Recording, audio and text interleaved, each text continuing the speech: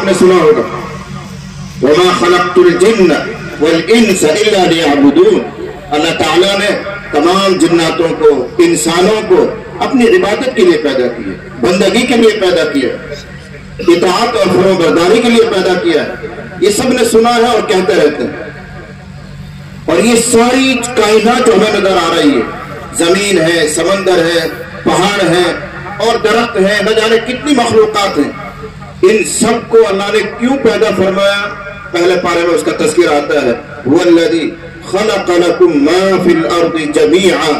اللہ نے یہ ساری کائنات اے انسان تمہارے لیے بنائی، تمہارے فائدے کے لیے بنائی۔ لکم یہ نام آ رہا ہے، اللہ نے یہ کائنات صرف اس لیے بنائی ہے کہ انسان کے کام آئے، انسان یہاں آ کر آباد ہوگا، وہ رہے گا، یہ کائنات کی ساری چیزیں اس کی خدمت گار ہیں، اس کے لیے معین اور مددگار ہیں، اس کی زندگی کو گزارنے کا سہارا ہے۔ لیکن خود انسان کیوں پیدا ہوا؟ اللہ کی عبادت کے لیے، اللہ کی اطاعت کے لیے۔ اب قاعدہ یاد رکھو کہ جب تک انسان اس مقصد کو پورا کرتا رہتا ہے تو کائنات جس مقصد کے لیے بنی ہے انسان کے نفع کے لیے، تو وہ کائنات کا نظام بھی ٹھیک ٹھاک چلتا رہتا ہے اور بالکل ٹھیک رہتا ہے معاملہ، کوئی اس میں خرابی پیدا نہیں ہوتی، کوئی فساد اس میں رونما نہیں ہوتا۔ لیکن جب انسان اپنے اس مقصد سے ہٹتا ہے، عبادت سے پیچھے ہٹتا ہے، اللہ کو بھول جاتا ہے، آخرت کو فراموش کرتا ہے، تو انسان اپنے مقصد کو بھول رہا ہے۔ تو انسان کی خدمت کے لیے جو کائنات بنائی گئی تھی، تو اب اس نظام میں بھی تھوڑی سی گڑبڑ شروع ہوتی ہے، وہاں فساد پیدا ہوتا ہے۔ یہی آیت کو کہا جا رہا ہے وَمَا أَصَابَكُم مِّن مُّصِيبَةٍ فَبِمَا كَسَبَتْ أَيْدِيكُمْ۔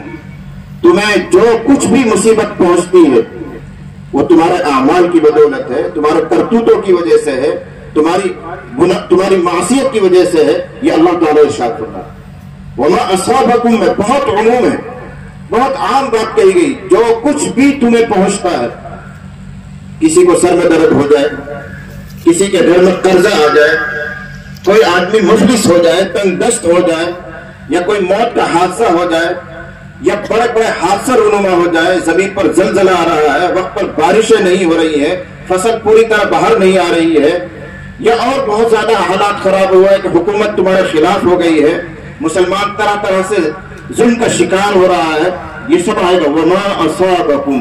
تمہیں جو کچھ بھی تکلیف پہنچتی ہے وہ تمہارے اعمال کی وجہ سے۔ جب تم بگڑتے ہو تو کائنات کا نظام بگڑتا ہے۔ ظہر الفساد فی البر والبحر بما کسبت ایدی الناس۔ یہ 21ویں پارے میں اللہ تعالیٰ فرما رہے ہیں خشکی میں، تری میں، آپ کہہ لیجیے زمین میں، سمندر میں، جہاں کہیں بھی تمہیں کوئی ہلچل نظر آتی ہے، کوئی بگاڑ نظر آتا ہے، فساد نظر آتا ہے، تو وہ انسانوں کے اعمال کی وجہ سے۔ یہ تمہاری خدمت کے لیے بنائے گئے تھے، لیکن جب تم ہی بگڑ رہے ہو تو اب یہ تمہارا خدمت گاروں میں بھی فساد پیدا ہو رہا ہے، یہاں بھی اونچ نیچ ہوگا۔ یہ اللہ کا خود کا ارشاد ہے۔ اور حدیث قدسی جو میں نے پڑھی ہے اس کا موٹا سا مفہوم یہ ہے، یہ حدیث تو بہت لمبی ہے، مشکات شریف میں موجود ہے، اس کا آخری حصہ یہ ہے یا عبادی انما ہی اعمالکم احصیها علیکم۔ اللہ ارشاد فرما رہا ہے اے میرے بندو، اے میرے بندو، یہ جو کچھ تم اس کائنات میں بدلاؤ دیکھ رہے ہو، تبدیلی دیکھ رہے ہو، یہ تمہارے اپنے ہی اعمال ہیں جن کو میں نے تمہارے لیے محفوظ کر کے رکھا تھا، اور پھر پورا پورا میں ان کو تمہاری طرف لوٹاتا ہوں، اس دنیا میں بھی اور آخرت میں بھی۔ اگر کسی کو حیات طیبہ نصیب ہو رہی ہے، اچھی زندگی، خوشگوار ماحول نصیب ہو رہا ہے اور بہت خوشحالی زندگی وہ گزار رہا ہے، تو قرآن یہ کہتا ہے کہ یہ بھی اس کی نیک نیتی اور نیک عمل کا بدلہ، اس کی برکت اس کو مل رہی ہے۔ اور اگر خدا نہ خواستہ وہ حالات سے دوچار ہے، پریشانیوں سے گھرا ہوا ہے، تو یہ اس کے گناہوں کا اثر۔ اسی کو اللہ فرما رہا ہے یہ تمہارے اعمال ہی تم دیکھ رہے ہو جو میں نے تمہارے لیے محفوظ کر کے رکھے ہیں، اور پھر میں پورا پورا ان کو تمہاری طرف لوٹاتا ہوں۔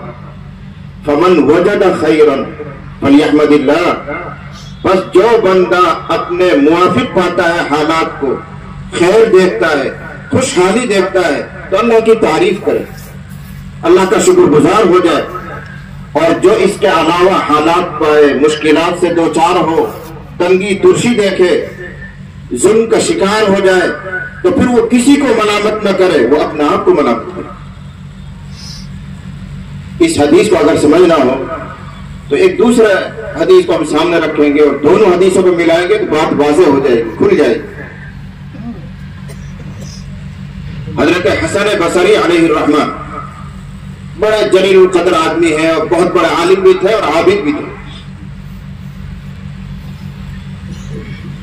انہوں نے سنا کہ ایک آدمی حجاج کے خلاف بددعا کر رہا ہے، اور آپ نے سنا ہوگا حجاج بن یوسف کا نام بڑا ظالم تھا، جب تک وہ خون دیکھ نہیں لیتا تھا اس کو بھوک بھی نہیں لگتی۔ لوگوں نے لکھا ہے، تاریخ میں لکھا ہے 1,20,000 آدمی اس نے بغیر جرم کے ناحق قتل کیا، اور جو واقعی مجرم تھے، خطا کار تھے، سزا بنتی تھی، وہ قتل کیے، وہ الگ، بالکل بے قصور 1,20,000 آدمی کو قتل کیا۔ جب تک وہ لاش کو تڑپتا ہوا نہیں دیکھتا تھا اس کو روکی نہیں لگتی تھی۔ مسلمان تھا، اللہ نے اسے بھی بہت سے کام لیے ہیں۔ اس حجاج بن یوسف کے خلاف کوئی آدمی بددعا کر رہا ہے، لوگوں میں اس کے خلاف جوش پیدا کر رہا ہے۔ حضرت حسن بصری علیہ الرحمہ نے سنا تو فرمایا تم لوگ حجاج بن یوسف کو کچھ نہ کہو، یہ تمہارے ہی اعمال ہیں جنہوں نے حجاج بن یوسف کی شکل اختیار کر لی۔ اور پھر حدیث سنائی کہ نبی کریم صلی اللہ علیہ وسلم نے ارشاد فرمایا کما تکونون یولی علیکم، اے انسانوں تم جس طرح رہو گے اس طرح کے حکمراں، ایسے حکومت والے تمہارے اوپر مسلط کیے گئے۔ اگر تم خود انصاف کرنے والے ہو، تم ہی لوگوں کے حقوق ادا کرنے والے ہو، تو اللہ تمہارے اوپر ایسے ہی منصف لوگوں کو مسلط کرے گا۔ اللہ تمہاری حکومت ایسے لوگوں کے ہاتھ میں دے گا جو انصاف قائم کریں گے، جو سب کے حقوق ادا کریں گے، جو ظلم اور ستم نہیں کریں گے۔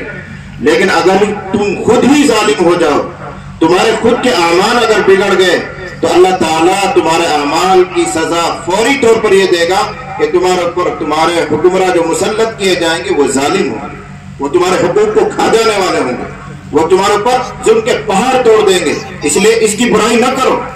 حسن بصری فرما رہے کما تکونون یولی علیکم، اور ایک روایت میں یوں الفاظ ہیں اعمالکم عمالکم، اعمالکم عمالکم، تمہارے اعمال ہی تمہارے حکمراں ہوتے ہیں۔